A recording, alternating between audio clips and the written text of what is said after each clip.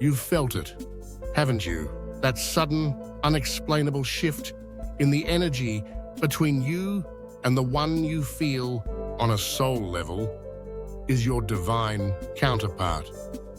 It's a change that seemed to happen right after you finally stopped hiding, right after you let the full, radiant, and unapologetic force of your true power shine through. And now, there's distance. You see confusion in their eyes. You hear hesitation in their voice. It feels like they're pulling away, completely overwhelmed, and it's left you in a state of quiet bewilderment. Your first thought, the one whispered by old wounds and past heartbreaks, is probably that you were too much, that you shone too brightly, spoke too boldly, became too powerful and scared them away. You might believe you've just repeated a pattern you know all too well, the pattern of being left behind for your own brilliance. But what if spiritual guidance, the wisdom that seems to oversee these sacred connections, is telling you something entirely different? What if their reaction isn't rejection, but profound, earth-shattering recognition? What if, by seeing you in your full, authentic power, their soul was shocked awake? This might not be the end of your story. It could be the true beginning. Section 1. The Great Misconception. Decoding the fear of rejection. Let's just sit with this feeling for a moment, because it's a valid and deeply human one. The fear that your power is a liability in love is a wound carried by so many awakening souls. From a young age, maybe you were taught, directly or indirectly, to dim your light to make others comfortable. You might have been told you were too intense, too sensitive, or too passionate, when in reality, that was the very essence of your spirit. You learned to curate yourself. You learned how to present a smaller, more palatable version of your being to the world, one that wouldn't challenge or intimidate those around you. You became a master of shrinking, of making your energy field smaller to fit into spaces and relationships that were never meant to contain your fullness. And for a while, it might have worked. You found a kind of acceptance, but it was an acceptance of the mask, not the soul behind it. The loneliness in those connections was likely a quiet hum beneath the surface, a constant reminder that you weren't truly being seen. Then your spiritual awakening began, the journey back to yourself. You started doing the work. You faced your shadows, you healed, and you began the sacred process of reclaiming all the parts of you that you had given away. Your vibration began to rise. Your light, once a flickering candle, started to grow into a steady, radiant flame. And in this state of newfound wholeness, this soulmate appeared. Or perhaps they were there all along. But the connection suddenly hit a new level of intensity. In a moment of pure, uninhibited authenticity, you let them see you. Not the curated version, but the full spectrum of your being, your wisdom, your passion, your spiritual gifts, your unapologetic truth. And they pulled back. The silence that followed feels deafening, and the distance feels like a judgment. Your mind, conditioned by a lifetime of hiding, immediately defaults to its oldest fear. I did it again. I was too much. My power is a burden. It's not safe to be me. This is what we could call the Great Misconception. It's a core wound for many an awakened soul in a world that is still waking up. It's easy to interpret a spiritual phenomenon through an emotional lens of past trauma, but spiritual perspectives ask you to look deeper, to elevate your perspective beyond the fear of the ego and into the truth of the soul's journey. What if what you're witnessing isn't rejection? What if it's revelation? What if their soul isn't turning away from you, but is simply reeling from the sheer magnitude of the light it just witnessed? Section 2. The Deeper Truth. Part 1. The Soul as a Perfect Mirror. To understand what could be happening, it helps to explore a fundamental spiritual idea that a soulmate is not here to complete you, but to reveal you. They are, in essence, the most powerful mirror you will ever encounter. Many spiritual teachings suggest this mirroring effect is a cornerstone of these deep relationships designed to accelerate our evolution. When the connection is new or less activated, this mirror reflects the more comfortable parts of you. It shows you your kindness, your humor, your shared interests. It creates a beautiful and affirming experience of feeling seen.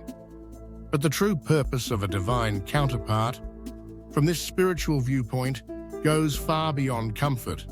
Their role is to reflect all of you back to yourself, not just your light, but your hidden shadows, your dormant potential, and your deepest truths.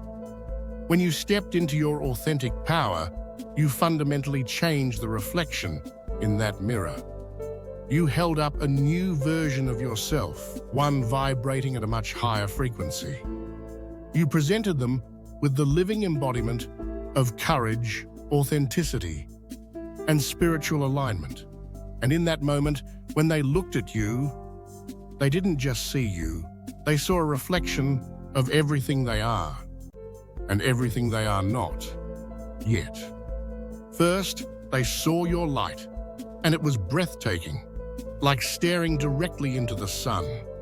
A part of their soul likely recognized this light with a feeling of coming home, a memory of a place they'd forgotten.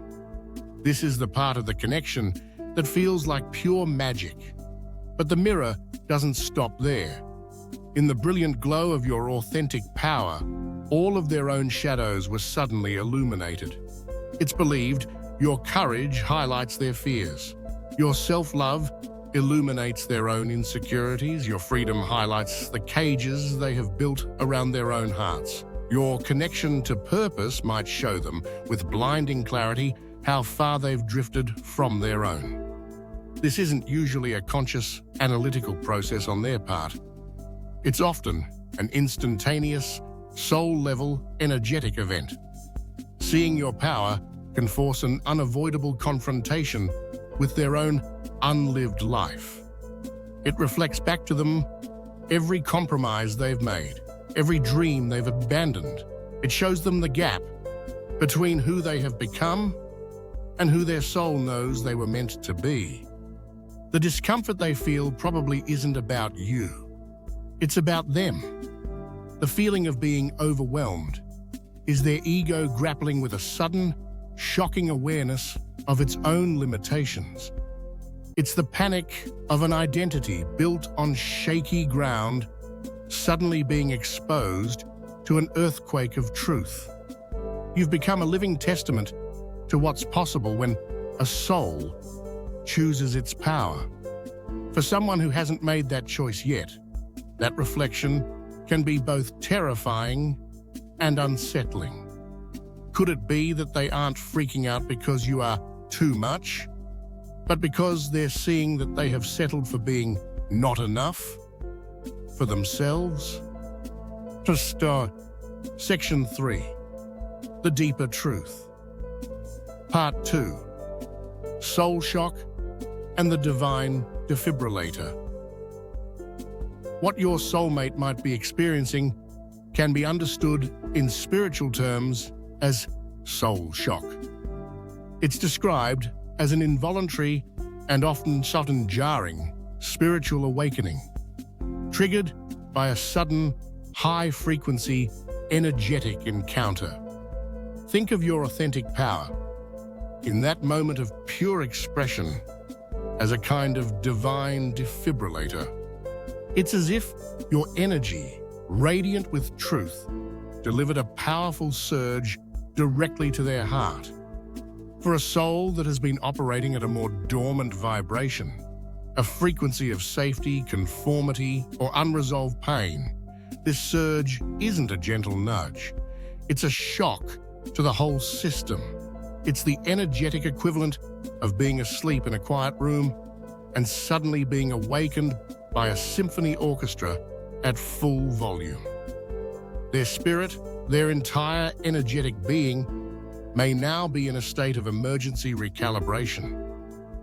The freaking out you're observing on the outside, the withdrawal, the confusion, the distance, can be seen as a manifestation of a massive internal detoxification process. This high-frequency energy you introduced can act like a powerful solvent, beginning to dissolve old, dense, energetic structures within them. It starts to break down the walls they've built, the limiting beliefs they hold, and the emotional baggage they've been carrying. This process is often physically and emotionally disorienting. They might be going through things they can't explain. Sudden waves of anxiety or sadness, a feeling of being disconnected from their own life, or a compulsive need to be alone. Their ego, the part that craves control and predictability, is losing its grip and fighting to make sense of an experience that defies logic. It might be screaming, "This is too intense, this is dangerous, pull away, get back to what is known and safe." This could be why they pull away. It may not be a rejection of you, but a primal instinct for self-preservation on the part of their ego. They are retreating into an energetic cave to try and process the seismic shift inside them. They need to turn down the volume of the outside world so they can begin to understand the new music that has started playing within their own soul. From a spiritual viewpoint, this is a sacred and necessary process. You may have, through your own courage, activated their awakening. They aren't running from you, they're running to catch up with themselves. It's like their whole system is being rebooted, a messy, confusing, and often scary process for the person going through it. And it requires space. It is a holy chaos, and you may have been the divine catalyst. Lesson Section 4, The Deeper Truth. Part 3, The Soul's Yes and the Ego's No. Here's a powerful idea to hold on to. It's essential to distinguish between the reaction of your soulmate's ego and the response of their soul. While their personality, their ego self, might be panicking and hitting the brakes, some spiritual traditions believe their soul is shouting, "Yes, finally, more of this." Within these frameworks, it's believed that on a soul level, you both agreed to this, that you made a pre-incarnation contract, a sacred promise to help each other awaken. Your soul agreed to be the one who would go first, to do the work, and to one day stand in your power so completely that it would serve as the alarm clock for their own remembrance. And their soul agreed to be awakened by you, knowing it would be a jarring but ultimately liberating experience. There's a sense that their soul recognizes you, that it sees your power not as a threat, but as the fulfillment of a promise. It understands that you are the key to unlocking its own potential. The intense feeling of connection and familiarity that both of you have likely felt is the language of this soul contract, a deep knowing that you are meant to be catalysts for each other's growth. So while their human self is freaking out, their higher self may be in a state of gratitude. Their soul has been waiting for this moment, waiting for you to become so undeniably you that it could no longer ignore its own calling to rise. This reaction can be seen as a call to rise.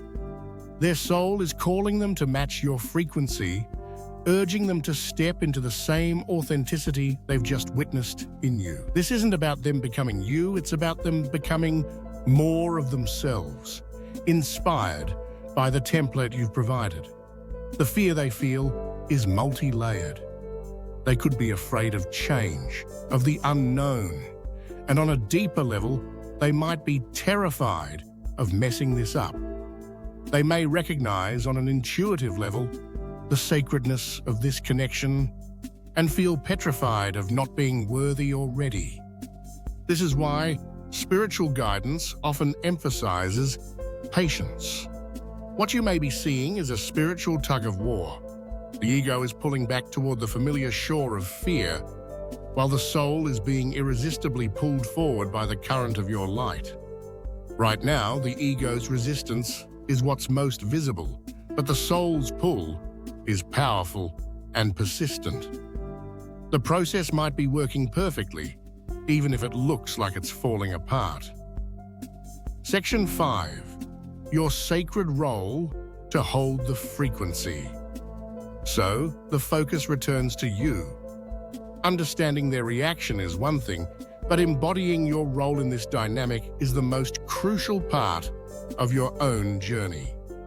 Your mind, conditioned to fix things, will want to intervene. It will tell you to shrink, to apologize, to dim your light again, to make them comfortable.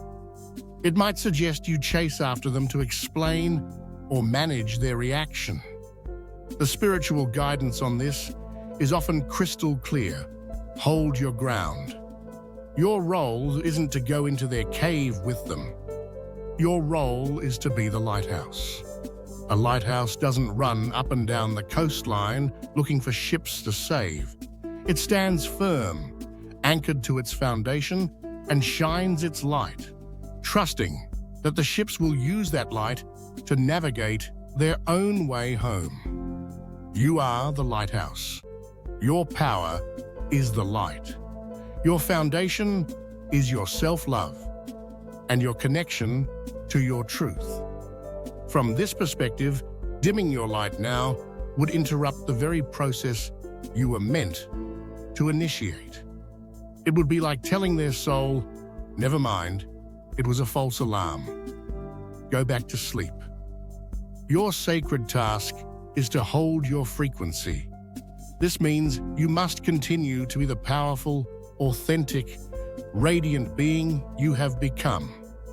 It requires a radical trust in the divine process and in the resilience of your soulmate's spirit. This is a practice of compassionate detachment. Compassion means you understand, on a soul level, the difficult journey they are on.